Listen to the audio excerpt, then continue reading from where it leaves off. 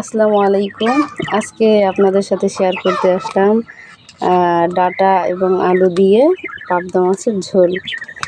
তো দেখুন, আমি ডাঁটাটা প্রথমে ভাপ দিয়ে নিয়েছি, যার কারণে এর কালারটা একদম মনে হচ্ছে যে গাছ থেকেও ছেঁড়ার পরে যতটুকু না সবুজ, তার থেকেও ডাবল সবুজ।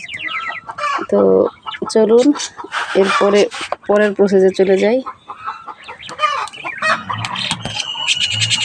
দেখুন, ও মা গো,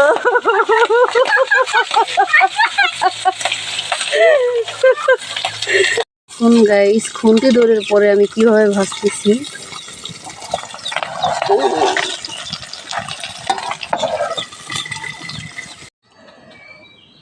জাস্ট লুকিং লাইক ওয়াও। দেখেন গাইস, এর কালারটা দেখেন।